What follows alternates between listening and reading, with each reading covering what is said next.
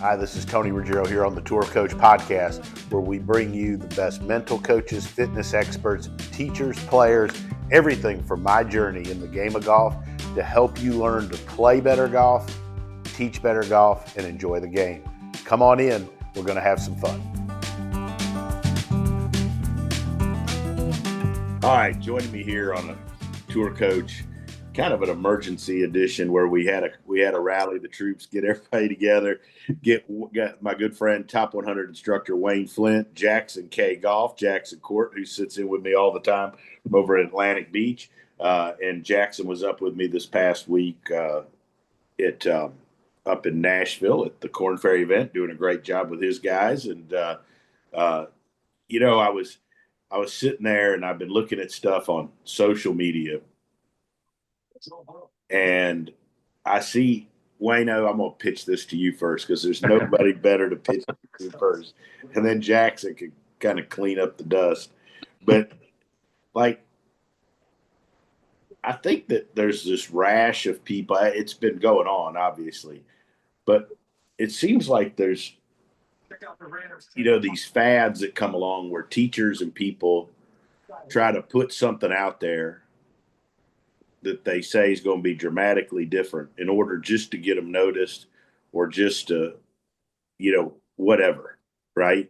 And then they go and they attack other people's ways of doing things. What do you think of all these teaching fads? How much has your instruction changed over the years? And I personally think that these fads and the social media stuff I don't think that's actually helping golfers. Yeah, Tony, I don't know. That, Jackson. You see a lot of stuff, don't you? And social media, we're getting more than we've ever, been able to say grace over, to be honest with you. But and there's nothing wrong with people trying to get noticed and become validated. And I've always, my whole career, all I've ever tried to do is just keep making the person in front of me better and better and better, and let their successes bring me whatever validation that I can get from local media or my peers, or the respect that you get if you make a lot of people better. I've just kind of let that try to do the talking for me instead of a lot of stuff. Now I know that's old school, and I try to do some stuff online where I put swings out there and things like that to kind of congratulate students, if not Right. really so much for me, but congratulate students that have worked hard and maybe won a little junior tournament, or done well in some regional qualifier, or whatever the case may be. Kind of really recognize them more than try to bring attention to myself. The fads, the fads that come and go. I don't I don't know that they're solid, or they would never go away. They would never come. If they did come and they were great, they'd never leave, right?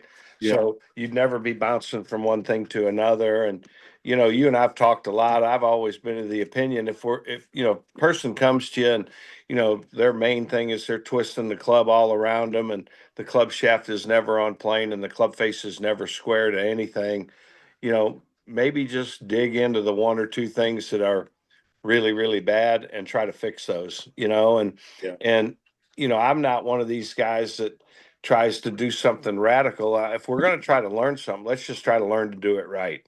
I mean, learning's learning. And, why try to learn something that's unconventional to get closer to maybe where you want to be? I always just say, here's what I think is important, and here's where I want you to be. And let's work real hard, and let's figure out how to get there, the quickest way possible. Now, I do think what has changed for me over the years has been, continuing to go out and learn more about what I'm doing, not try to recreate it and change it so much, but get more knowledgeable where I can explain it maybe more simply. Um, and then also go learn more, like, you and I've talked a lot, and man, I wish it would have happened, 25 years ago. We started with HJ, and it was great, and they were on the front edge of all the how the body works and all that with the old ASMI, Alabama Sports Medicine Institute. And we were learning a lot back then, but now you've jumped in, and we've all been fortunate enough to kind of ride your coattails and get involved with K Wayne. And that's just been so enlightening to me. Bringing another tool to the toolbox, so everybody says, just bringing another way to try to get people to learn motor patterns and do it better and do it faster and more efficiently. So, that's what I've tried to focus on, is trying to learn as much as I can from my peers to make my knowledge better, and then, try to learn it as many different ways of doing it till I could get my students where I want them to be faster. Jackson, what about you? Talk a little bit about the stuff you're seeing out there. You obviously little younger than us, right? Uh, you've done a nice job building your business, helping young players, whether they're junior golfers or recreational golfers or young players trying to play for a living. What are your words of advice for people? What are you seeing out there? What are your words of advice for golfers that are trying to find information and get better? First, there's nothing new under the sun. Right. There's different ways to maybe describe it, but yeah, there's nothing new under the sun. And I think to play the devil's advocate a little bit, can I do that first? Yeah, for sure you can. I do give people credit who are able to shout from the mountaintops and gain an audience on social media. Like, kudos. That's maybe not my cup of tea or Wayno's cup of tea, but building an audience and keeping an audience is pretty darn good. If the people listening are trying to get better, I would watch golf swings or whatever people are putting up content and make sure golf swings are different, right? Like, not everybody's swinging it the same or doing it the same. Like, that one size fits all model, I don't think ever really works. And you can see fads or trends in people's instruction just through Instagram or whatever, TikTok, where they might be on the same rhetoric for like a year and you see a bunch of the same things and then it kind of drifts. Like, I think now that social media has been out and I've been coaching golf for over a decade, like, I can think of several instructors that are kind of on one thing for a while and then all of a sudden their videos change for the next 2 years, and it's just kind of cyclical like that. And I'm not saying I don't have preferences either. For sure, we all do.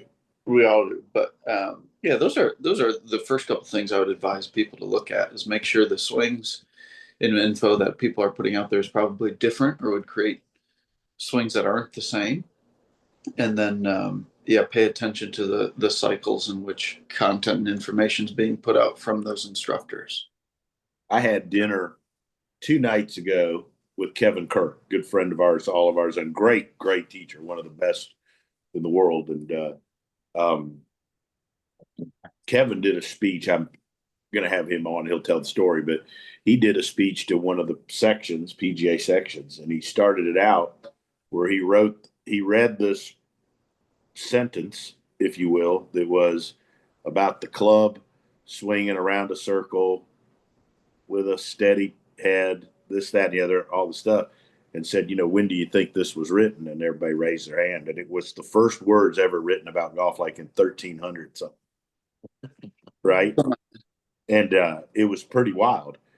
And that's kind of one of the things that prompted me to have this, is I think,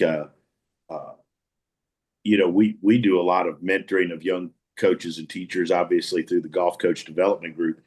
And, I try to encourage teachers to, like, go figure out what you believe, write down what you believe, and then get good at making people better.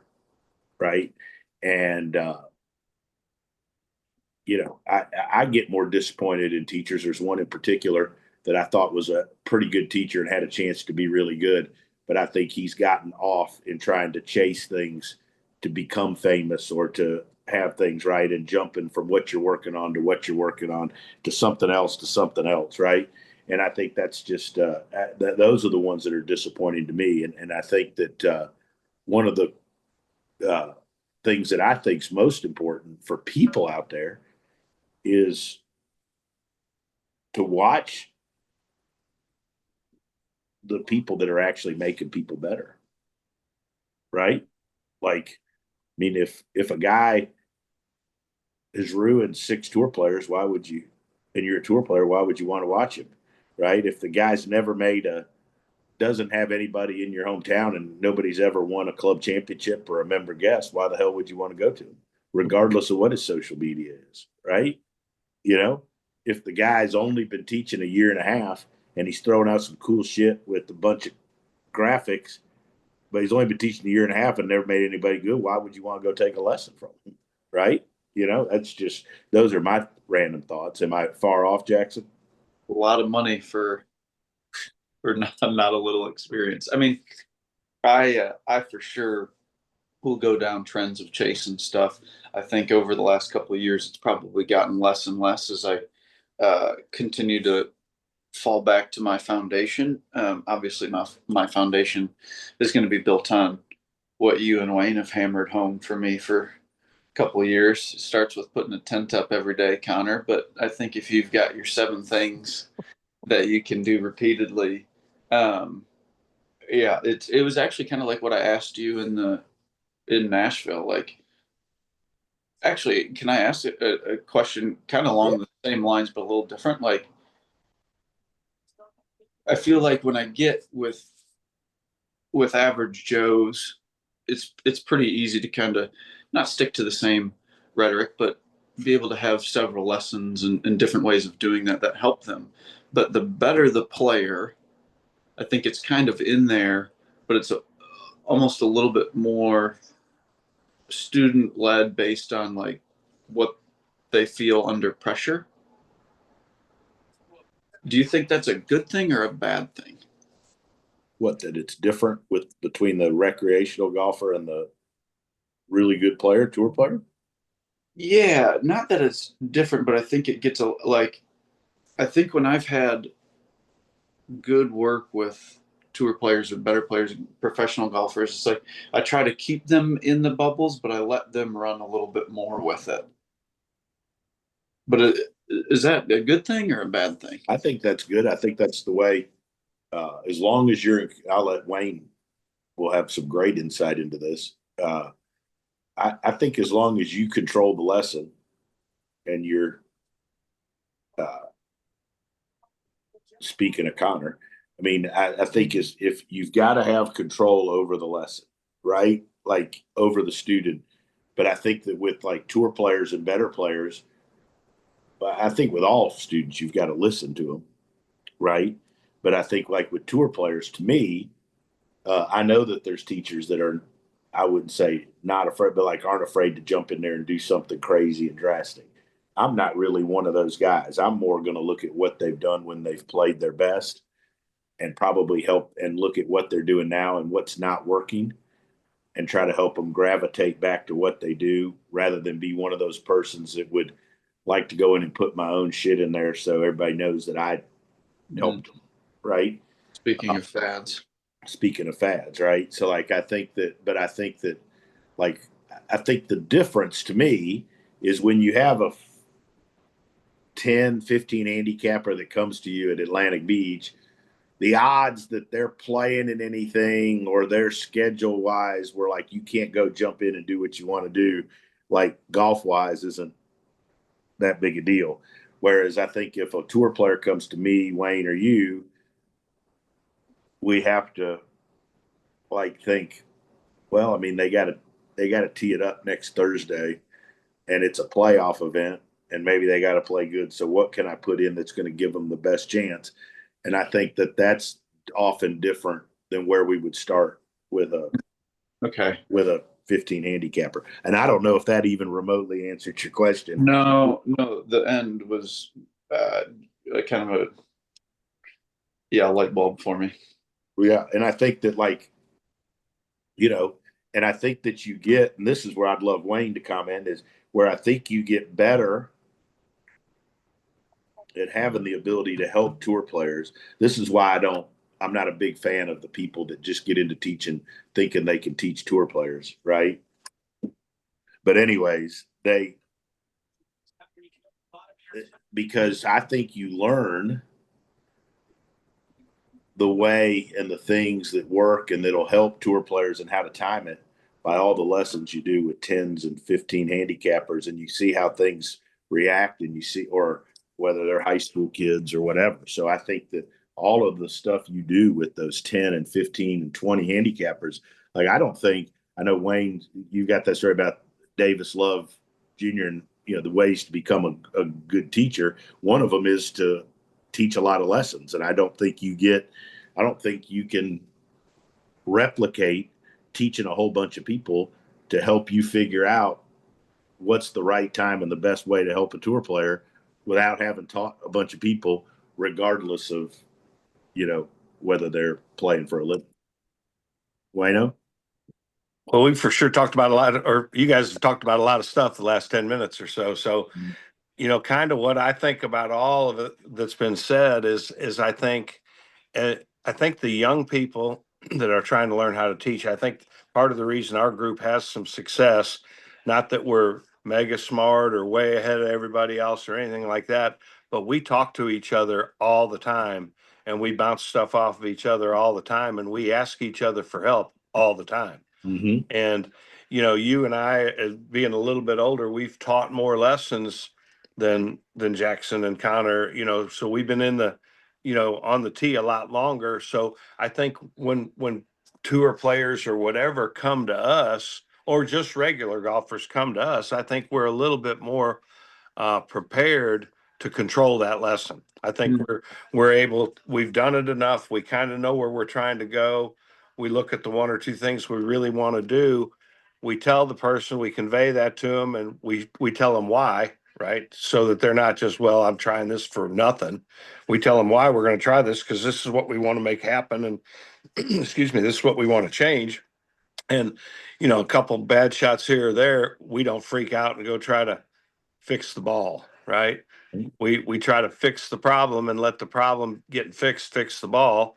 Now, I'm not saying we don't do a little ball flight teaching from time to time to try to make our students have some fun, but we're secure in our knowledge enough and our delivery enough that we know if we get them to do what we're trying to get them to do, we know it's going to work. And when you get with tour players, they're able to do it quicker because they're better, right? They're able to, maybe they hit a couple thin shots in a row. Well, they can figure it out on the third shot how to not hit it thin, right? They can get the good ball striking and solid contact a lot quicker than maybe a 26 handicapper can.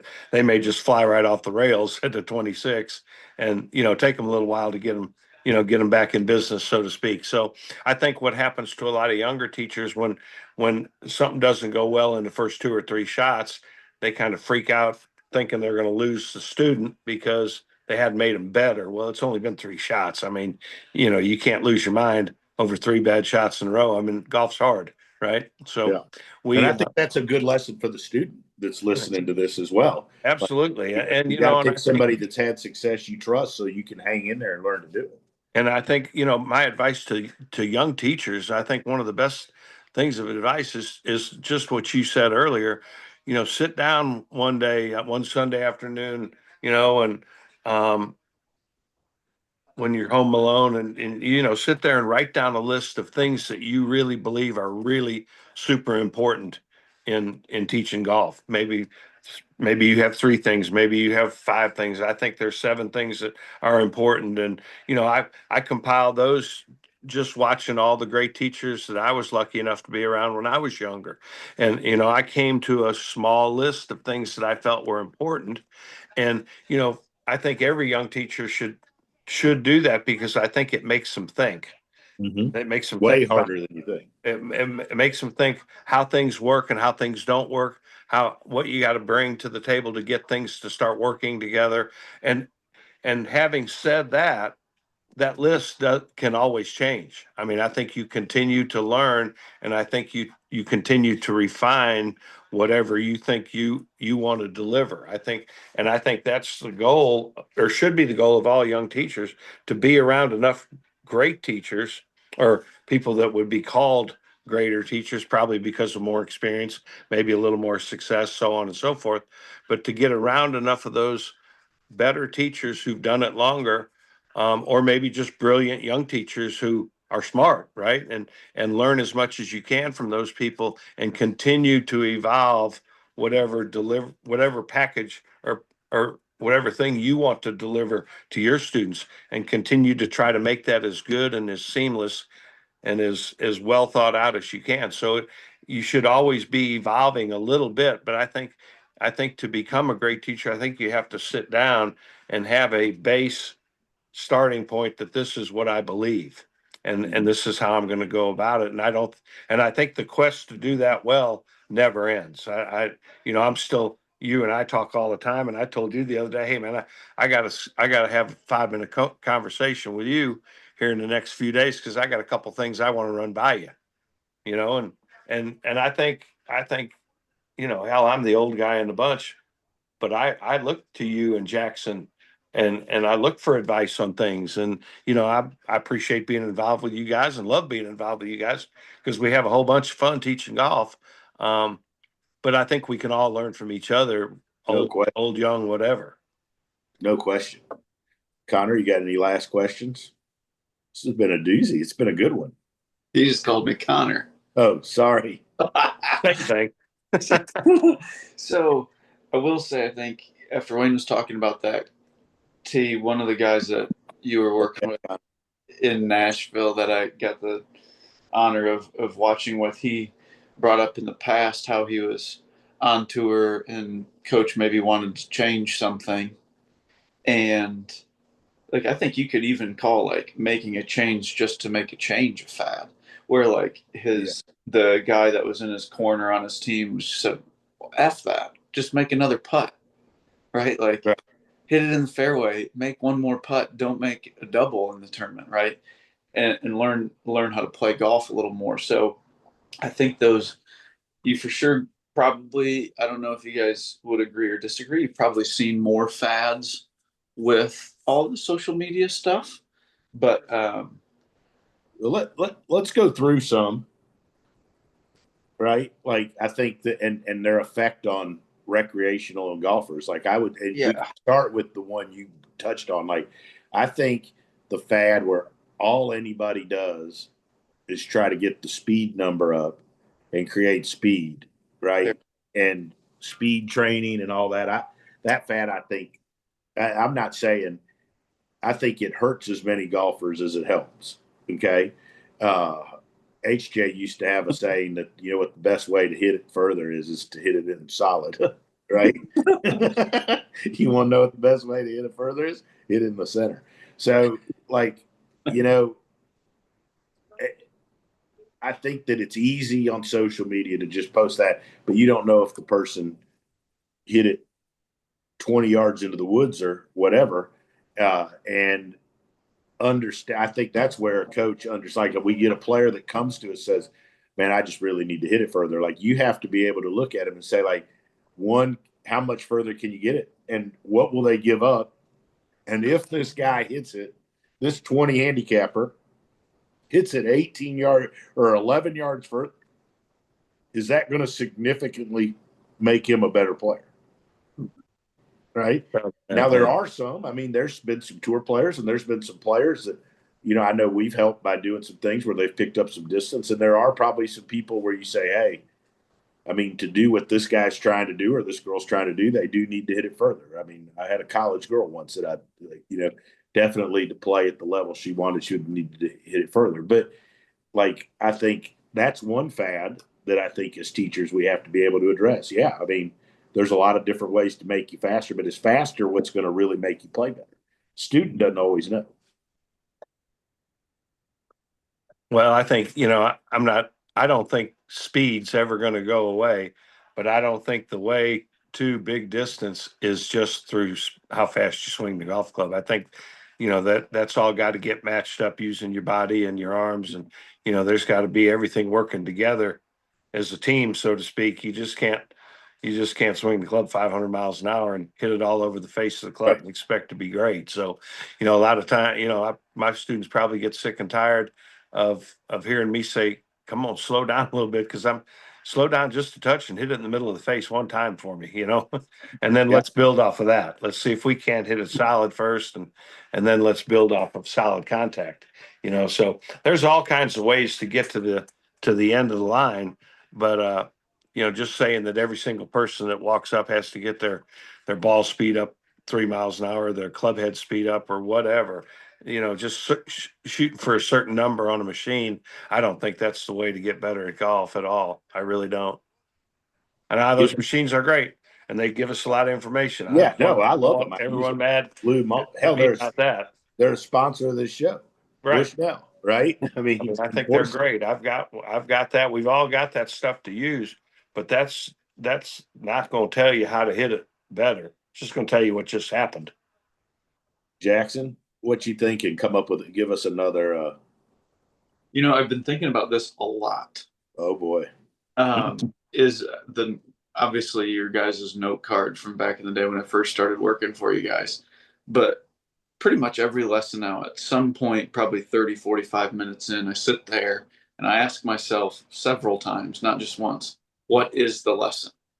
Like, what is his lesson of the day or her lesson of the day? Because if you can't say it like it's a headline in a newspaper, like whatever, left hand grip stronger, not aiming right, and turning behind it, like that's the lesson, right? And I think for me personally, it might be different for you guys, but for me personally, for a long time and still even like into Atlantic Beach and currently, I almost like try too hard and like inevitably probably end up giving them too much information out of desire for them to get better, but that it's almost like I'm killing the flames, so I think that's why 30, 45, yeah, probably 30 minutes in, I keep asking myself that. So then I know for the second half of the lesson, it's like, I'm just going to hammer home this point. We're going to do it with a couple different clubs. And if we need to talk about scoring or go hit some chips and putts, we can do that, but we don't need to add into that. So yeah, I definitely think especially for young teachers out there, I think the more you can come up with something that you're going to rely on is what you're going to deliver is your your lesson theory or whatever you want to call it, to have that solid in your mind, and then to be able to get it down on a back of a note card or a business card or in their phones. Really is how all the kids and stuff are doing it now. But get something that simple, left hand grip stronger, club face square going back, upper body turned behind the ball, over a nice centered foundation. If it can't be that concise and that simple, if it gets beyond that, then I think it's too much. You've kind of gone off the deep end. Yeah. So you got to get it down simple where they can have a chance of working on one or two things for a couple of weeks and see what kind of progress that builds for them. Yeah. Give us one more fad, Jackson. Let's attack it. One more fad. I can't. I feel shallowing. bad. Over the shallowing fad. Oh, the shallowing fad's a good one. Still out there, cuz. Yeah, I mean, how many great players have you taught that were above the plane? I mean, a pretty good bit. A pretty good bit. I remember one guy that it was a pretty good player, and I got him a little bit more under the plane, and I think I messed him up more than I helped him at that point. It got going to the right and to the left, and a lot of good people have played a lot of really good golf right on the plane or just a little on top of it. Now, I'm not saying some of the great ball strikers aren't shallow, but I think just trying to paint everybody into you got to get shallow, you got to get shallow, you got to get shallow. I don't do that ever. And in fact, two words that I try to not ever really use when I'm teaching golf, I think they're destructive words, is steep and shallow. Because what's steep or what's shallow? I mean, let's define, I think you could spend an hour lesson just defining what shallow is or what shallow means to that student. So, just saying steep or just saying shallow, I mean, I think that confuses people a lot. And I'm not saying that, great players don't come from the inside, come shallow, take thin divots, all that stuff. There's the old saying about Tiger messing with Scotty Scheffler, saying when he played great, he didn't take a divot. And they said, what do you mean you don't take a divot? We've all laughed and watched that on social media a little bit. So great ball strikers do get shallow. I'm not saying they don't, but but trying to make everybody do it the way one guy did it one time for a lot of years is hard to do, especially for handicap golfers. Agree. Jackson, you got anything else? See, give me one more. Come on, stir the pot for me, please. I don't know. It's a tough one. I'm trying to think. And I don't know. Wayno, you come up with one. Well, one that always drove me crazy was when everybody said it doesn't matter how you hold it. I mean, I was just like, I don't know. Or how you aim. Yeah, I don't know about that. I mean, I think there are fundamentals in everything we do. I mean, there are fundamentals on how to drive a car correctly, and there's fundamentals in everything. Fundamentals in cooking, fundamentals in whatever. And trying to reinvent that and act like those things don't matter, I think that's crazy. And going back to one of the first things I said, what's so wrong about just putting your hands on there the right way? Well, and then everyone would say, well, what's the right way? Well, I would say the right way is so that your hands and wrists can hinge correctly. And while they're hinging correctly, can they keep the shaft and the face on the plane and square to the plane? And I think if you could get people to do that, I think everybody would get better. So I think there is a right way and a wrong way. And there are things that you can do that'll make things work well, and then you can do things that could make that same thing work very poorly. So, I think those fads of, oh, it doesn't matter, it's just whatever your TrackMan numbers or Foresight numbers or Bushnell numbers say, I just don't know about that. So I hear what they're saying, but I think we're charged with growing the game, and we're not growing the game teaching the number 5 player in the world. We're growing the game, teaching 200 people to keep playing the game year in and year out. That's how you grow the game, and you make them have fun, and you make them buy new clubs, and they want to get new balls to play with instead of balls they find in the lake. And that's how you grow the game. They want to play more golf. They want to. That's why Titleist pays you all that money, Wayne. That's exactly right. That's exactly right. Get them buy those new Titleist balls. I'll end it. I'll say the last fad. Nobody's ever going to convince me, unless the guy's seriously or lady physically deformed, that front post is worth the shit and the way to teach somebody. And I think anybody telling you or that just being super wristy and leaning on your left is the way to go. That's just being lazy and not wanting to coach and actually teach anything. I find that I get people doing better when I can get them wound up a little bit more behind it and not leaning in their front legs so much. And now, when you do that, is there a little timing involved and to teach them how to shift back to center or in front? Absolutely.